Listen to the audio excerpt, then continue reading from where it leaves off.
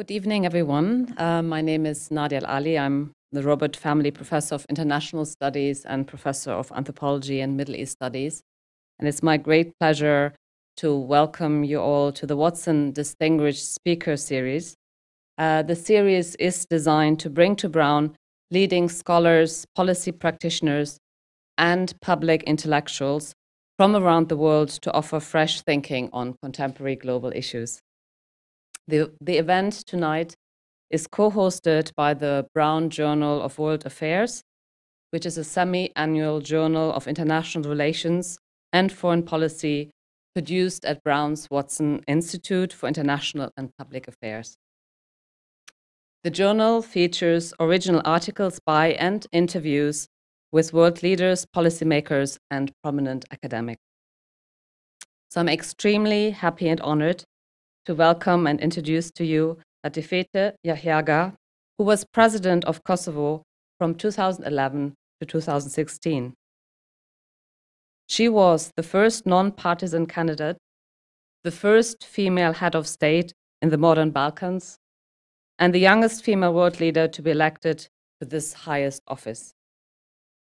Now, I should say that as a feminist scholar and activist, I'm aware that there are many women world leaders or women in government who are often as masculinist and gender blind as their male counterparts, sometimes even more so to show that they're tough and strong leaders.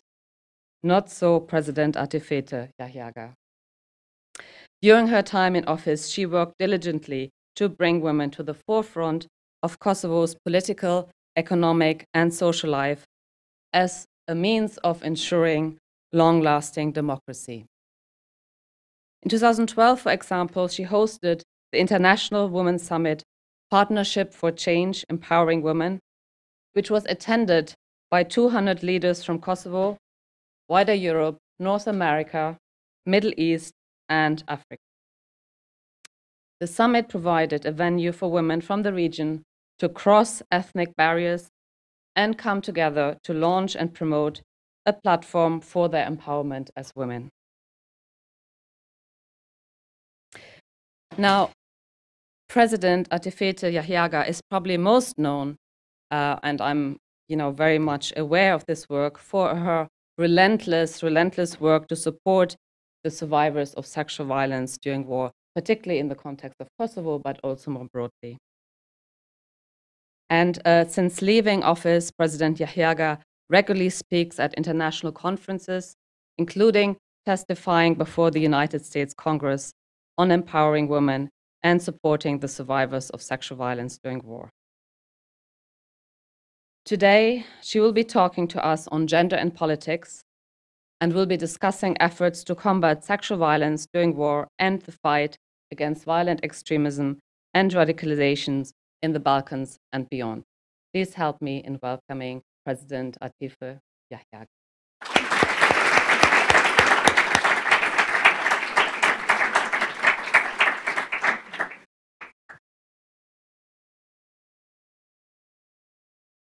Well, good evening. Thank you very much, Nadia.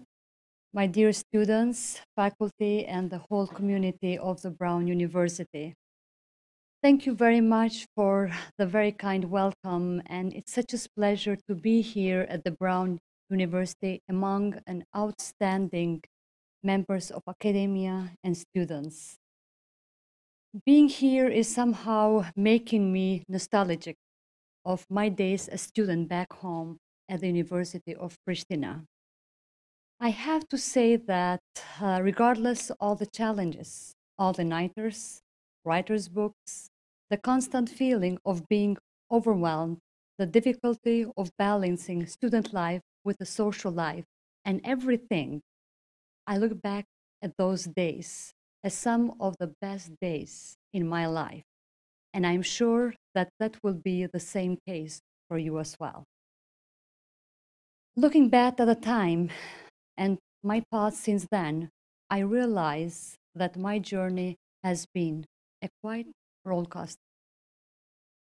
A wonderful mix of the beautiful moments, challenging situations, breakdowns, efforts to find my way back incredible responsibilities and outstanding opportunity to make difference. If anything, it has not been easy. But then again, why should life be uneasy? We have the opportunity to live full life with good and bad all at once. I earned my university degree in law back in 2000, right after the war ended. Generally, the war gets the attention of the media and international community. And when peace agreements are signed, it is as there is nothing else was worth about. On the contrary, the aftermath of the war is a very difficult period. Starting over in the midst of raw wounds and trauma, destruction, and a lot of confusion is incredibly daunting. At this time, I was recently graduated, who got lucky to get a job as a legal aid at the United Nations mission in Kosovo. For the time, this was a very well-paid job, a good learning opportunity, and I didn't at that time had so much of the decision-making power. It was just a smooth transition into a good career, which is what any graduate would want. A couple of months after, the Kosovo police was formally established. Let's take a minute to take this in. This is an illustration of what starting over means. We came out of the chaos and we did not have a police force. We had to establish it. We didn't have one of the basic services that is core for the security of the society, which in most places is taken for granted. When the Kosovo police was established, I decided to leave my comfortable and very well-paid job to become a police officer. A law-paying job that was not deemed an appropriate job for the women. Going against advice of my loved ones, but following my gut feelings, I joined the police force. Just a very quick disclaimer. It is not my intention and my advice to you not to listen to your loved ones. And please, do not use this sentence alone to put me in trouble with your families. Yet, this time I decided to follow my instinct. At the time, there were still vivid trauma about the torture that many faced the Serbian police, who were utilized by the Serbian state apparatus to target Kosovo Albanian civilians. That is why people fear the police officers, even though they were Kosovo police officers. And then being a woman police officer was almost like being an alien. In fact, I firmly believe that if people saw an alien and a woman police officer, they would still have more confused look towards the woman police officer. Joining a male-dominated entity and dealing with the matters of security, which is also seen as a means of job, was my first crack at breaking the glass ceiling. Soon I learned that there was a solid expectation among male colleagues that women would fail in the police force and ultimately they will withdraw. In the unlikely event that they were proved themselves as worthy, they would have to do it by playing by rules of the man and acting masculine. I believe that that was an unfair expectation, and as it required us to be deprived of any behavior or area of interest that could be considered feminine. I was not ready to play that game. I was not ready to change my behavior, my personality, my interest to adjust to a masculine workplace. I took it upon myself to do anything I could to create space for women where they can be comfortable being themselves, first of all. As I gradually moved up the ranks, I challenged matters and policies that were based on gender norms and focused on lifting other women. And if we didn't lift upon another, who would do that? One of the controversial topics during my career at the police was clothing of the women police officers. It became controversial when I suggested that the police uniform should include skirts for women police officers.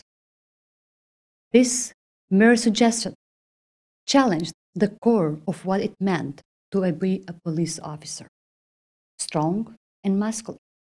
Yet, women had the right to choose if they wanted to have that look or wear skirts, if that made them more comfortable with themselves. The main goal was to make them feel more comfortable in their own skin. Because how you're expected to show your best if you are not yourself in your workplace. Eventually, this suggestion was approved, which I was very happy about, and it felt like my second crack at the glass ceilings. But the next part made me reflect even further on the significance of including women in any decision and decision-making, particularly in the matters that pertain to them. The first model of the skirt for the uniform was chosen by a male colleague, who chose this A-shaped skirt that does not necessarily look flattering on many women. It was not his fault, because that's the best what he could come up with. It was the fault of the system for not allowing significant space for women to have a say.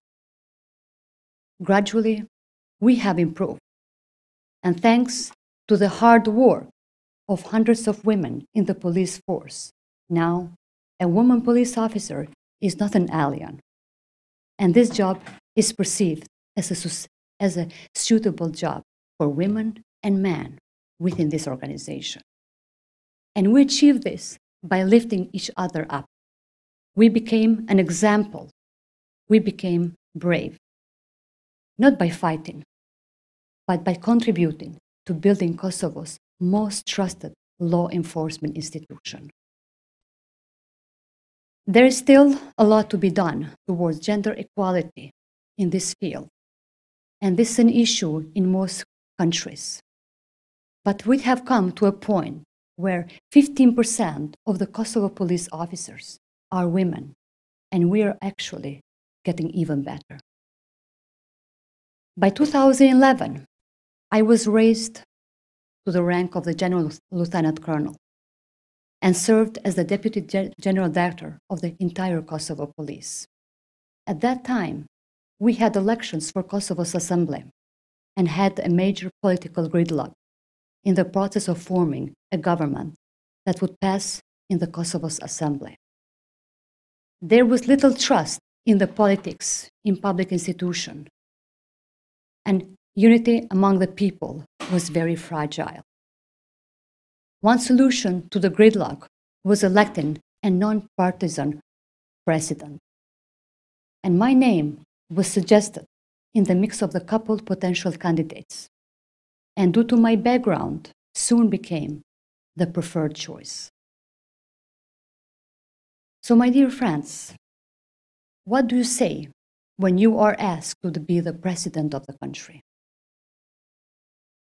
The solution to the political gridlock that has your country in a crisis, the role that very few women in the world have held, an unimaginable role for women in a very patriarchal society. Initially, I took a step back. I had to take a very loaded decision, the biggest one in my entire life. For the same reason, I had doubts. Looking back, I see that my gender had a role in my dilemma. I was used at throwing punches at the glass ceilings and cracking it, but this was the opportunity to crack it all together, and it was frightening.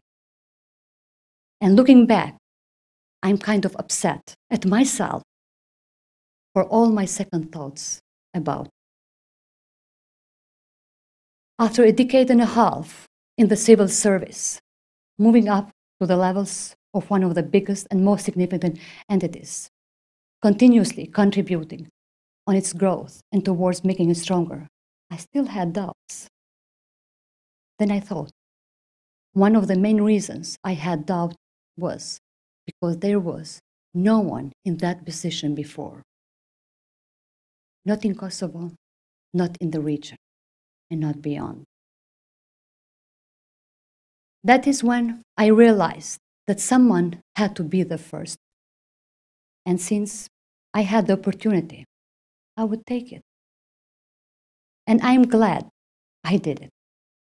For all the women out there who may have similar opportunities, so that they don't have such dilemmas and even question their selves worth in relation to the position.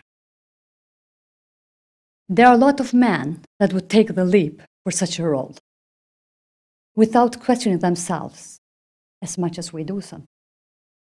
That is because historically there have always been men in such positions, which has given other men the reassurance that they can do it.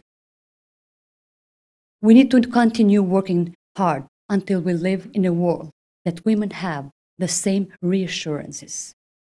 And we can do it by continuing to throw punches at the glass ceilings. After I became president, I realized that there were other glass ceilings on top of the one I had broken by taking on this position. But the good news is that they can all be broken, one crack at a time.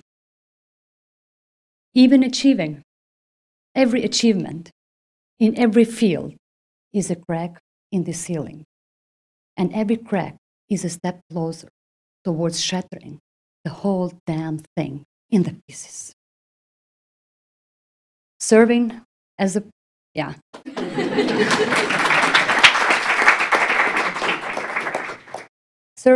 President of the Republic of Kosovo had been the privilege, and was the privilege, of my entire life. This role gave a platform to bring attention to matters that were very close to my heart, and the opportunity to meet with a lot of people in the world and talk to them about values we hold dear: family, trust, hospitality, and kindness. One of the matters that was particularly important for me was the rise of the awareness about the 20,000 women and men raped during the wartime in Kosovo. These 20,000 people that went through the horrific torture during the war and after the war had kept that experience to themselves because of the stigma. Each story was heartbreaking. Each life had been shattered beyond repair. And after the war, hundreds of women activists raised their voices to get the survivors the treatment and life in dignity that they deserve. Many organizations around Kosovo work directly with the survivors, offering them psychological treatment and support under incredibly difficult conditions. The women activists and organization did incredible work and pushed through every door they could to get the necessary institutional support. When I got into the office, I used that platform to add to these incredible efforts. The results show how much can be achieved when we work together and lift each other up. Back in 2014, we established the National Council for the Survivors of the Sexual Violence during the war with a presidential decree, which was an unprecedented act. Some of the main results of the Council, including passing the law that recognizes the status of the survivors of sexual violence during the war as the civilian victims of the war, and establishment of the National Commission for verification and recognition of the status of the victims of the sexual violence during the wartime. And last year, the National Commission, began their work in offering individual reparation. The work of this commission is being used as one of the great examples of the good practice worldwide. This example is just in many that makes the reflect about the overall loss of the society when there is no gender diversity at the levels, in all the levels, in all the fields. Men and women of different backgrounds have different perspectives, each of which adds so much value to effort in any sector. When we exclude a specific group, we lose their sight. That would ultimately make our society more inclusive and better. In my opinion, one of the most impactful results of having women leaders in the world has been the change in perception about the leadership styles. Although the matter is not black and white, and not all women and men prescribe to the gender norm expected by the society, these differences, they still do exist. They don't have as much influence as they did decades and centuries ago, but they still dictate our behavior as individuals and as leaders within a society. Historically, good leaders were firm, uncompromising, strong, and their authority was not just respected, but also feared. These have also been characteristics of most male figures in our lives, particularly in patriarchal societies. Young boys were told that that's what they should aspire to, and young girls were told that there are the values of a good man. That is how we saw authority, and that's how we applied it. And this is how we applied it whenever we came into a position of power. However, inclusion of women in the decision-making levels, particularly into the politics, has changed that. Women who came into power and choose not to change their behavior to adjust the male-dominated field, but bring their true selves to the role, have shown us that leaders can be kind, can be compassionate, empathetic, and more inclusive into the decision-making process. People worldwide have begun to cherish and request these values in their leaders, regardless of their gender. Due to the social change, many male leaders are moving away from the authoritative style of leadership and incorporating these values, due to which they are more appreciated by their own society. Prime Minister Jacinda Ardern has shown incredible leadership following the Christchurch mosque shooting. She showed empathy for the families of the people lost in the attack, commitment by taking specific measures to tackle the issue of the gun violence, and a great example of how much horrible acts can be used to bring us together in solidarity, as opposed to tearing us apart due to fear. Above all, she showed vulnerability, which has traditionally been seen as a weakness of her leaders. And this vulnerability was not held against her. Actually, it was actually seen as a strength. This act has set the bar higher for any leader that may have to focus such devastating acts within their countries, as anything else will be deemed as an inappropriate response. So, my dear friends, I would like to leave you this afternoon with some foods of thoughts. As first, the world is changing, and the bar is getting higher and higher. We need more men and women to work together, gender equality, and to work towards the gender equality, to lift each other up, to learn from one another, and to work together. When there is true diversity and inclusion, we will have better policies and actions, which will ultimately improve the lives of everyone. As second, do not underestimate your power in making a difference. What may seem a small step for you may actually be a huge step forward towards achieving the social change you seek or the problem that need to be addressed.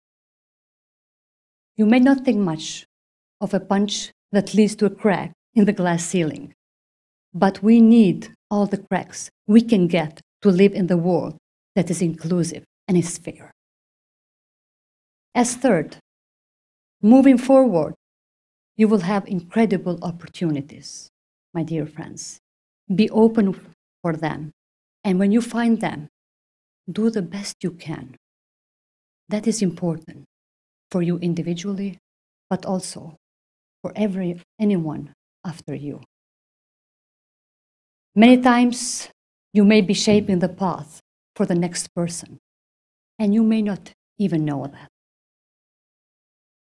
And at the end, I would like to shed the spotlight to a young girl from Kosovo, Erza Ayeti. Erza, could you please stand up? Erza is an undergraduate here.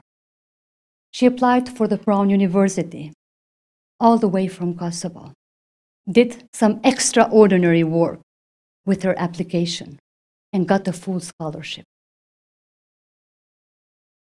I'm very excited, and I have been excited to meet Erza, and hope you will also have the opportunity to talk to her and learn more about and for Kosovo. And who knows, you may have the next president of Kosovo among you. So thank you very much.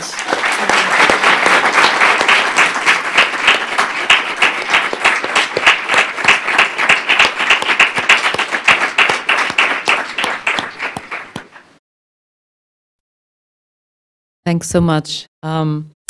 So we will have time for some questions and answer, and I'm going to kick off with a couple of questions, if that is okay. So I'm very much interested in your idea about inclusion in terms of women's participation. And I'm saying that because I've done some work in the context of Iraq, where following the invasion of Iraq in 2003, Iraqi women asked for a percentage, a quota, a women's quota. And although women asked for 40% quota, of course they didn't get 40%, but they managed to get a compromise of 25% women in the constitution. They should be part of all, of parliament and all executive positions.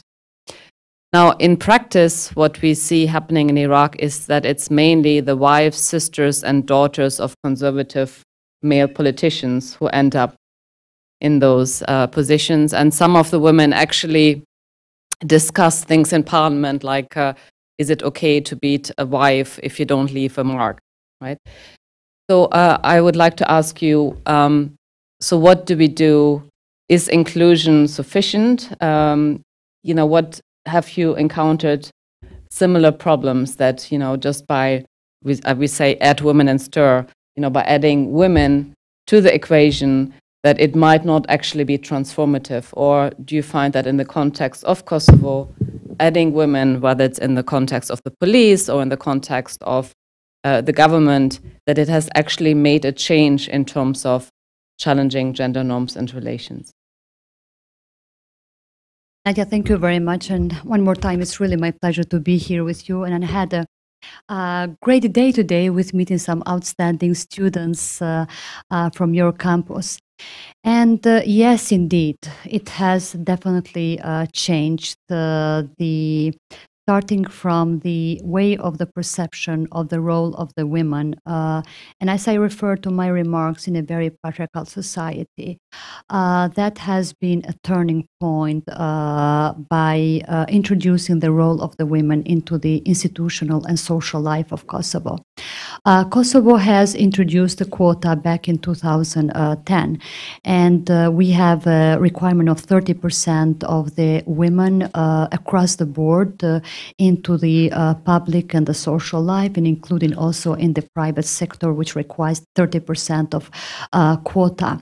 And in the parliamentary election of 2010, we have about 60% of the women that were elected as the members of the parliament thanks to quota. But in 2014 and 2019 parliamentary election, 68% of the women were elected outside of the quota. So even if you would remove the quota, you could have the same percentage of the women elected directly from the people for the parliament of Kosovo. And it took us from 2010 till now, and Kosovo for the first time made the first woman to be the candidate for the prime minister position. And so that definitely has shown the result. And each and every one of us has our own personal, but I do it personal opinion about the quota. But I'm a strong believer that the quota is a very good system to be established, which will lead us from the quantity towards the quality, particularly into these transitional societies like is Kosovo and the countries that you are referring.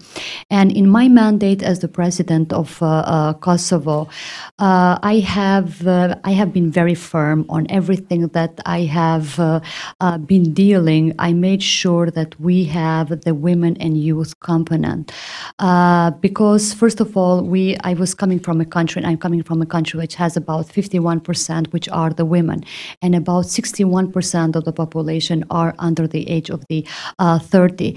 And so in a way, I try to kind of extend that table of the decision-making table and adding more chairs for women, for youth, for marginalized group, and for everyone that has been for far too long left outside of the decision-making process. At the same time, they are at the receiving end of the decision-making process. And so quota is one of the great tools which will increase the percentage of the women. And it has shown us tremendous result in Kosovo. It has shown also in the entire region of the southeastern part of Europe. And I would believe that is a really good path from the quantity towards the quality. So my other question revolves around the issue of sexual violence and using rape as a weapon of warfare, and your work that you've done with women, and as you said, also men, of course, who have been victims of sexual violence. I mean, mainly women. And I'm wondering, again, sort of thinking about more recent instances of sexual violence, and I'm familiar with the situation of Yazidi women who have been victims of sexual violence at the hands of ISIS.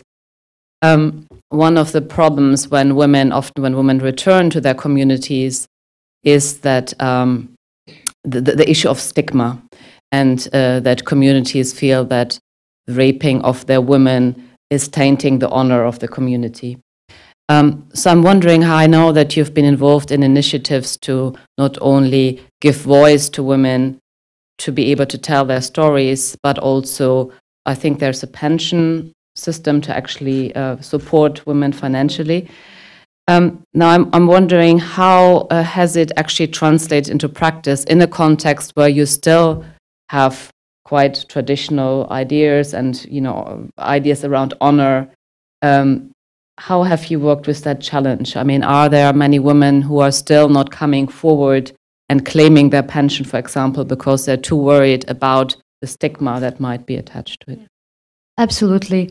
Well, when I speak about the survivors of the sexual violence during the wartime, I become very emotional, and I consider that they have been one of the biggest pain, but the biggest pride at the same time for our country.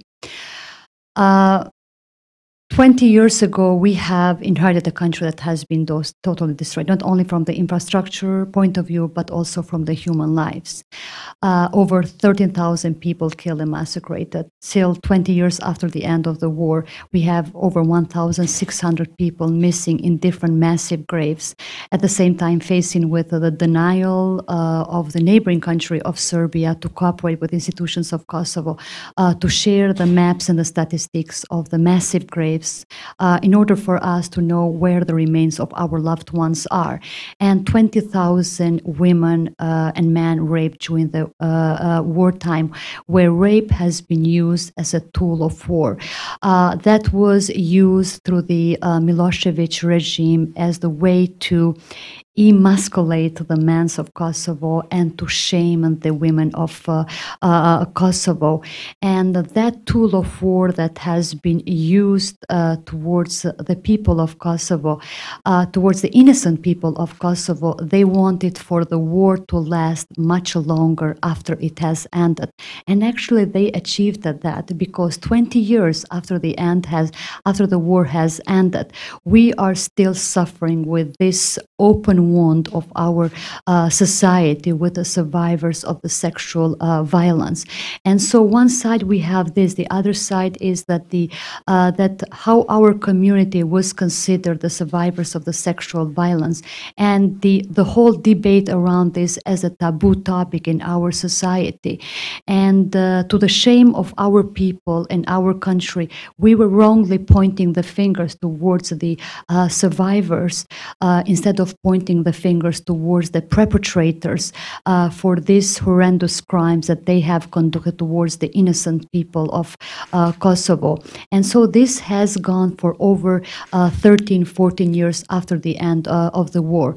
And the only door that was open for the survivors of the sexual violence were only few women organizations that they were going there to get the psychological and the medical treatment, but there was no proper institutional and state care toward the survivors of the sexual violence till the time the National Council for the Survivors of the Sexual Violence was established, despite the fact of the challenges and the advices that we had that time, that the people are not ready to talk about this topic. But after the active work of the National Council, with the result that they shown within the 30 days of the work, of the first 30 days of the work of the National Council, by granting them the legal right of the civilian victims of the war, by establishing the proper mechanisms in place for their rehabilitation, reintegration, resocialization, access to the medical services, their economic empowerment, and opening the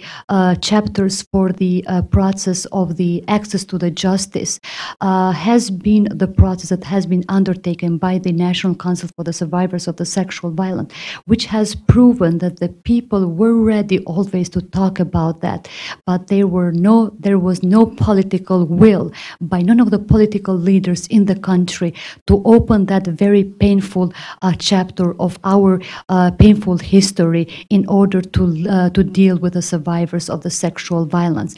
In parallel to that, we have immediately worked not only at the institutional level, but we also address the stigma by mobilizing all of the people in the country, many of the politicians, mainly women politicians, people from the civil society, from the artist community and everything, in order to be that missing voice of the survivors of the sexual violence, and to slowly start removing that veil of shame by putting the veil of pride toward the survivors of the sexual violence. Because while each and every one was enjoying, and we are enjoying our liberty and our freedom and our independence, in the hearts and minds of the survivors of the sexual violence, as we speak, the war is still among themselves. And by right, they tell to me and they tell to every person that comes across to talk to the survivors of the sexual violence that every time that we raise the issue, what can be done more, that the only thing that comes out or spelled out by the survivors of the sexual violence is that the only thing that can be done is by bringing the perpetrators in front of the justice. So this culture of impunity, which is dominating in Kosovo, which is dominating around the world, it is not helping by further addressing stigma when we speak about the survivors of the sexual violence. Do you know that Kosovo issue, the issue of the survivors of the sexual violence, it's still not internationally recognized? And do you know why? Because Kosovo is not a member state of the United Nations. So how come that a global organization which is there to protect the human rights is in a way indirectly violating the human rights? So there is always much more tendency of this global organization to deal with the consequences than deal with the source of the problem. And so as we speak today, we are having more and more women and children which are the victims of the sexual violence. You mentioned Syria, Rohingya cases, and others. And so while we speak about 20 years ago, we speak about the Second World War and the First World War and the culture of impunity that is dominating for the decades and the almost over a century. We really should be questioning ourselves as the global leaders. When is the time to act? Now the time really has to act because we cannot tolerate anymore this situation. Right, let me open up the floor for questions and comments. Please introduce yourself.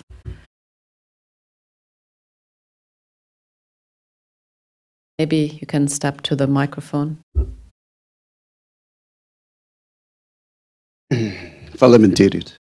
Wow. That's all I can say. I'm sorry to say. My name is Michael Kennedy. I teach in the sociology department and spent a fair amount of time at University of Pristina, so thank you for that hospitality. I just want to ask for you to elaborate more on the challenge to this culture of impunity, because I read Pristina Insight a fair amount, a great publication for even us English speakers.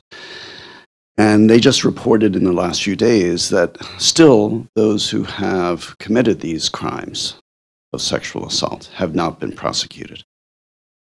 Do you anticipate a change in the near future? Would, for example, the forming of a new government with Ventvadosia and Kurti, would that make any difference? What would make a difference to challenge this culture of impunity? Thank you. The biggest, Michael, thank you very much, and I hope you enjoyed your time in Kosovo. And the turning point, not only towards the survivors of the sexual violence in Kosovo, but globally will be what I said earlier, that the international community to have much more of active role on holding the countries accountable and responsible. In Kosovo case, with 20,000 women raped during the wartime, in these past 20 years, we do not have even a single perpetrator that has been brought in front of the justice. 7 cases has been prosecuted. In the second level of the trial, they have been dropped for the lack of the evidences. God damn it. What kind of the evidence more you need than itself the body of those survivors? And especially knowing that none of those crimes were committed alone. They were committed in the presence of their spouses, committed in the presence of much wider family, or even in front of the entire village. So what evidence you got need? There's no need for more evidence. What we need is, we need for the institutions to do their job, to take the responsibility which they belong to. In the case of Kosovo, all of the perpetrators has flown to Serbia. And Serbia is not cooperated neither with institutions of Kosovo, neither with the international bodies. And we know very well that and you have been in Kosovo, you know how the process of Kosovo has went. Immediately after the end of the war, the prosecution of the war crime cases was exclusively responsibility of the international community. Initially with the United Nations Mission in Kosovo, later on with the EU-LEX, European Union Rule of Law Mission in Kosovo, and only in 2016, that power became as responsibility of the institutions of Kosovo. Despite the fact of the numerous insistence towards the international community to seek the extradition of the perpetrators, that all of the survivors, they know them by name, by nickname, by the type of the uniform. Did they belong to the military, paramilitary, or the police forces of the Milosevic regime, or by their nicknames, or by the tattoos on everything? The Republic of Serbia has failed to cooperate with the international missions, the rule of law missions, and with the judiciary of Kosovo, that you cannot even imagine, to cooperate with us, to hand over the perpetrators. And that's why we are keep piling in this culture of impunity. Kosovo is 20,000, Bosnia and Herzegovina 44,000, and not even speaking about other cases at the global level. But we are in 21st century, and we are still talking about that level of the culture of impunity. So certain resolution, which depends into the goodwill of certain countries to adopt or not to adopt them, are not the solution. We need a legally binding resolution, which will keep countries accountable and responsible for everything what has been done. Because before we will get the peace in the hearts and minds of the survivors of the sexual violence, but also other crimes, we will never be able to enjoy long-lasting peace. That part of the world and much wider.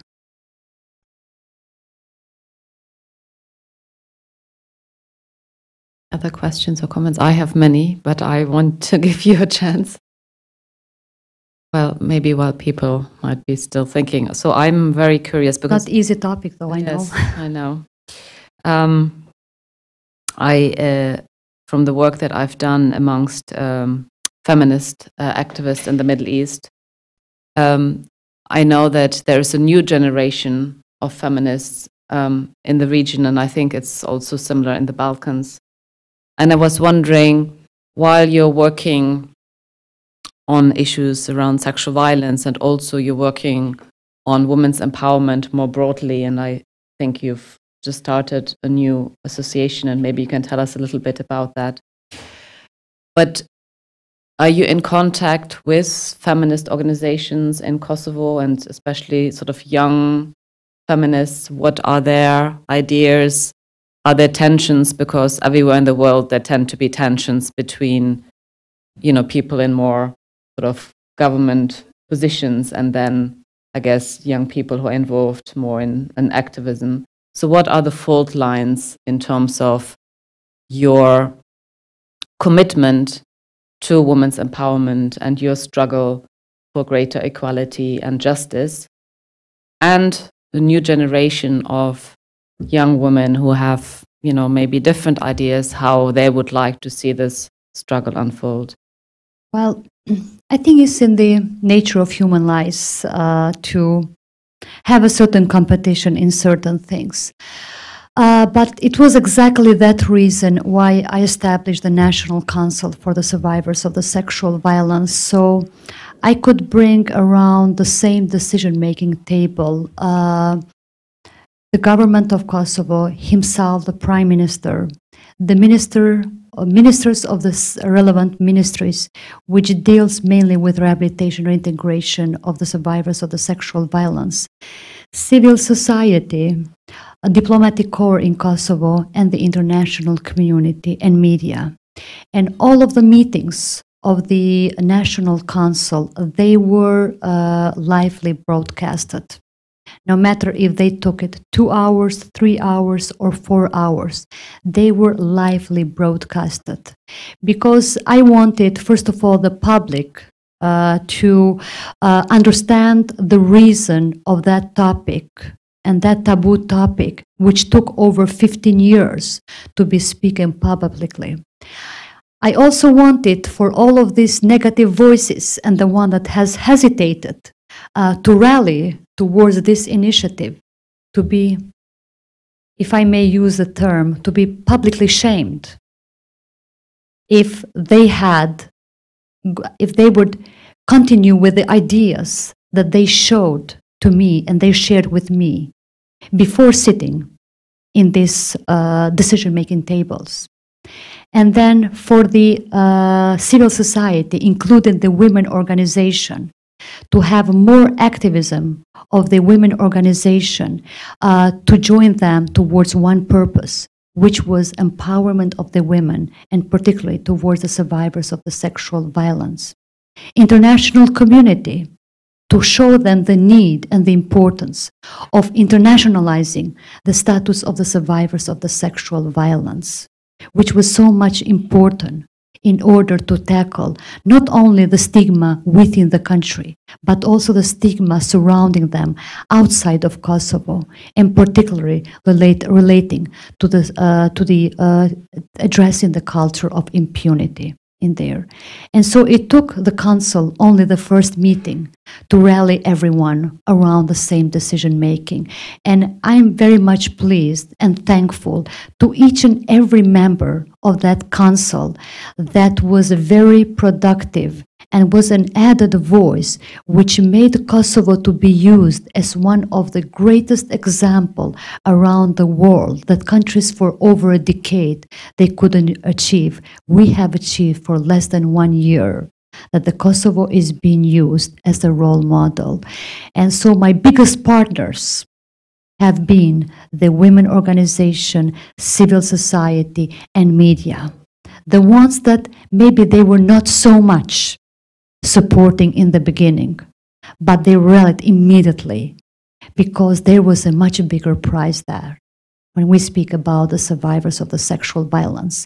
And so I continued, even after leaving the office as the president of Kosovo, I continued to use that same platform with the work of the Jahjaga Foundation, which I established last year, which covers 4 main fields: women, youth, security, particularly corruption, which is quite phenomenal for the southeastern part of Europe and Kosovo, elements of the organized crime and all types of the violent extremism, and the reconciliation. Because you cannot invest in over 50% or 60% of the population of our country if you don't invest on the negative phenomena and if you don't invest on the building a different future, because it will be unfair to ask from anyone to forget what they have gone through.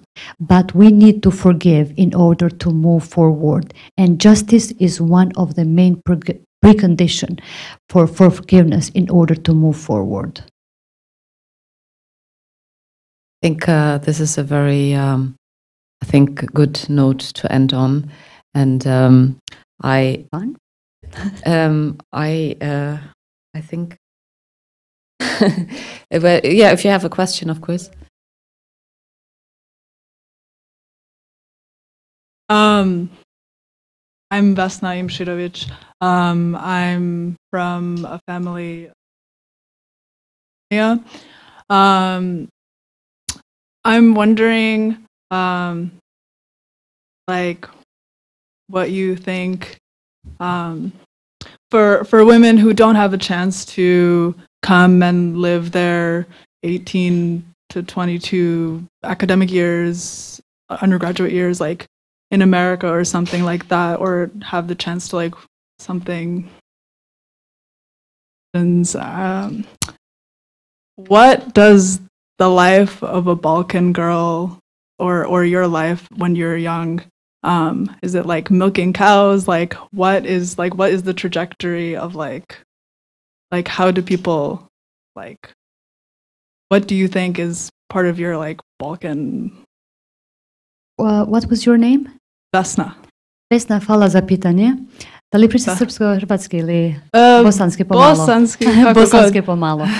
Well, I clearly see that you have not been for a long time in the southeastern part of Europe.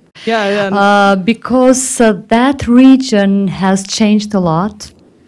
Our young people, which are an average in the entire region of the southeastern part of Europe, goes around 50-55% under the age of the 30, that they are quite high-tech, that they are very well educated within the universities, within their hometown, or in the Europe, or in the US. I think we go, yes, Kosovo, we go up to 18% of the young boys and girls, they come for the studies outside of the country. And so our young people, they are no different from any of their peers in the Europe or here in the US or much wider. But what they are missing in that part of the region is of being able to flip that page from their past with establishing the proper justice in place, which should and cannot be, and keeping them hostage for the future, and building as much as possible the bridges of the cooperation among their peers, not only in the region, but much wider in the Europe and where it's, because there is the tendency in our part of the region to use our citizens as the bargaining chip instead of using them as the bridges of the cooperation. And so our young people, they are no different from any others. And I definitely cannot compare my youth with your generation, because starting from my education, which I was abandoned from my right of education because I was made by force to leave the ordinary school by the military and paramilitary forces of the Milosevic regime, that I was not right to go and seek the medical services and everything. And so that chapter, in a way, we close it in order for the younger generation to have a different future. So in that sense, I cannot compare my past. But even that time, we were following the track of everyone around the world. So there's another, yes, another question. Yes, please. Hi. So as far as I know... Can you introduce yourself? I'm Patrice Shqiptare. Oh, bravo. I'm Albanian, sorry.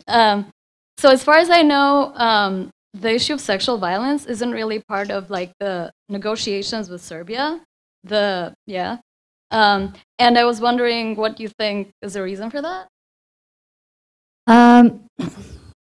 You are so right, and this is such an excellent question, and thank you for making that. In February will be 9 years that we started the dialogue between Kosovo and Serbia for the purpose of normalizing the relation between both of our countries, as the countries that we were former foes, but we need to build a different future for the sake of the people of both of the countries. But one of the main perspectives that is for Kosovo, for Albania, for Serbia and others, which is the EU integration process, which is, that process of dialogue has been facilitated by the European Union and supported by the United States. And yes, it's true, the topic of the war crimes, people killed and massacred for the purpose of the ethnic cleansing and the genocide conducted in Kosovo, unjustly towards Kosovo, innocent citizens, the issue of the missing people, and the issue of the raped women and men during the wartime in Kosovo, so far has not been a topic of the discussion on the table of the dialogue between Kosovo and Serbia. Why this has not been allowed, that is really and has been a question mark also in my hundreds and thousands of questions that I raised with our politicians and particularly with the European Union facilitation mechanisms in there. Before we will address this issue, there will not be a long-lasting peace in there. I do think we have now reached the end of the session. I want to thank you so much for, as you said, it is not an easy topic, and very moved, and we've learned so much from you, and very, very inspired by your work. Thank you very much. Thank you, Nadia.